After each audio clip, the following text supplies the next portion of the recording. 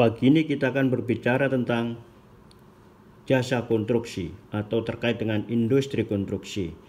Tonggak daripada jasa konstruksi dimulai sejak Undang-Undang Nomor 18 Tahun 1999. Kemudian dilanjutkan dengan Undang-Undang atau diperbarui dengan Undang-Undang Nomor 2 Tahun 2017. Jasa konstruksi adalah layanan jasa konsultasi konstruksi dan atau pekerjaan konstruksi. Pekerjaan konstruksi adalah keseluruhan atau sebagian kegiatan yang meliputi pembangunan, pengoperasian, pemeliharaan, pembongkaran, dan pembangunan kembali suatu bangunan.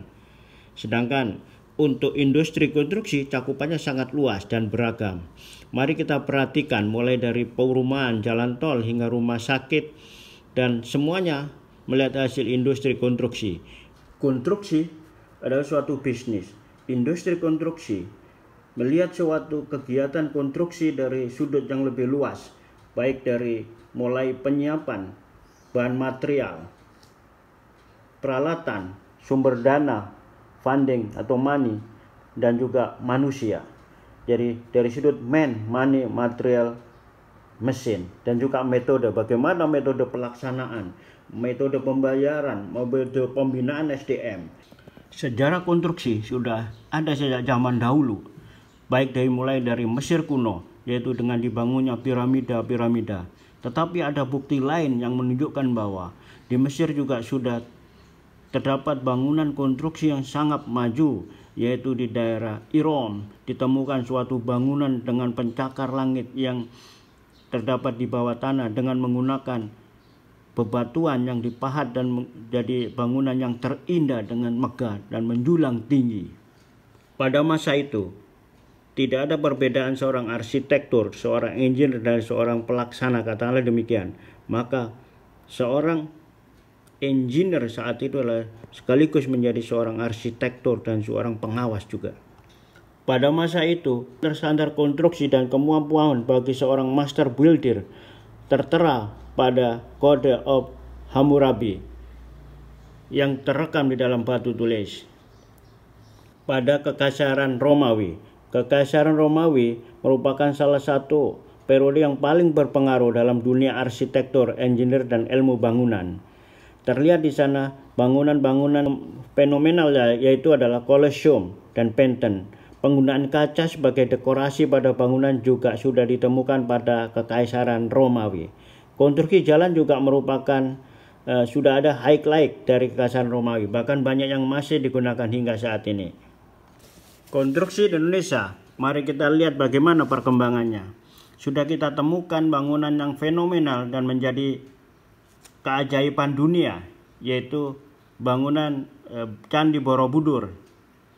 Bangunan Candi Borobudur dibangun dengan sangat megah dan juga dengan teknologi yang tinggi, sehingga itu merupakan warisan dari budaya Indonesia, warisan dari konstruksi Indonesia pada masa lalu. Sekarang bagaimana kualitas pembangunan pada masa itu?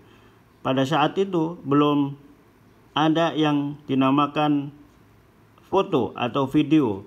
Keahlian arsitek pada saat itu sangat canggih, di mana belum ada teknologi komputer, foto, dan juga HP dan sebagainya. Tetapi bisa kita temukan bahwa wajah daripada patung Buddha, katakanlah, yang ada di India, yang ada di Bali, yang ada di Myanmar, katakanlah, dan juga yang ada di Borobudur, semua sama, mirip semua. Bagaimana ini bisa terjadi? Itulah keahlian dan kualitas seorang arsitektur dan seorang builder, seorang engineer pada masa itu.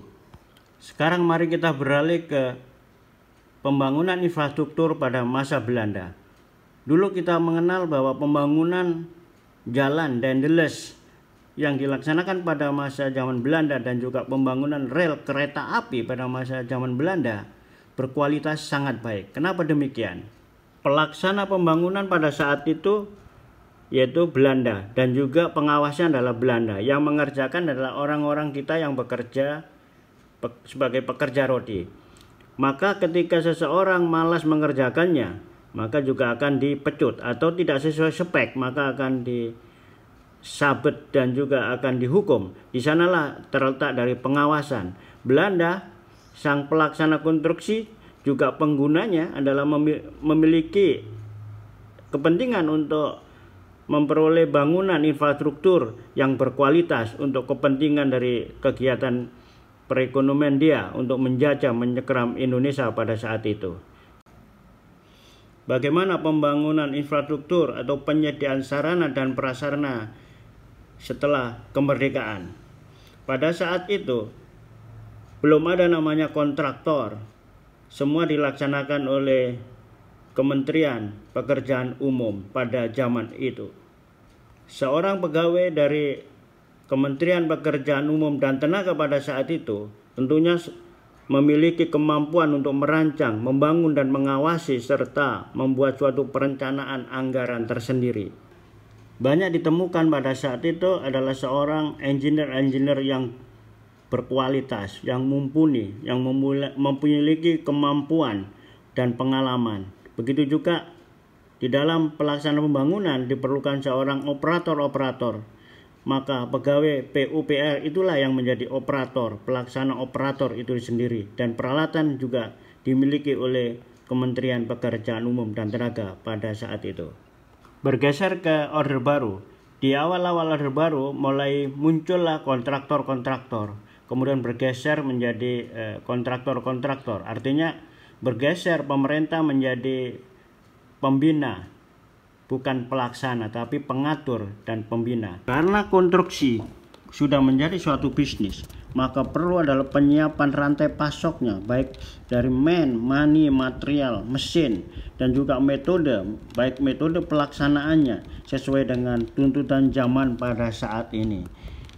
Bisnis tentunya ada persaingan, maka di dalam pengadaan barang dan jasa perlu diatur dengan baik, yaitu secara adil.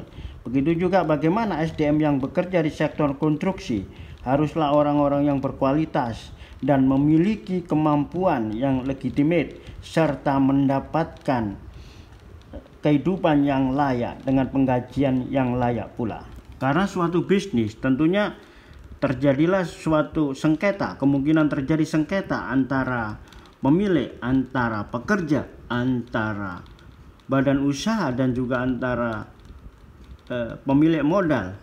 Maka dari itu perlu adanya suatu dewan sengketa. Di sana perlu diatur siapa yang bertanggung jawab apa dan bagaimana dan bagaimana.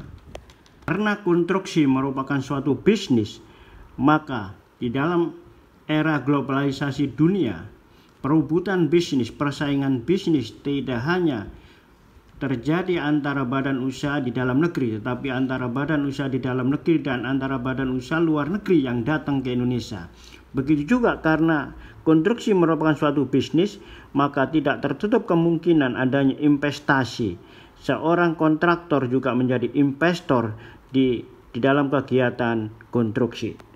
Jadi, industri konstruksi merupakan kegiatan ekonomi produksi yang menghasilkan bangunan, baik gedung, sipil, dan instalasi. Dan industri konstruksi berkaitan dengan aliran barang dan jasa atau yang disebut dengan rantai pasok, baik terkait dengan material, mesin, money. Itulah yang dibahas di dalam industri konstruksi. Jadi lebih luas daripada jasa konstruksi. Selamat berlibur. Salam jasa konstruksi.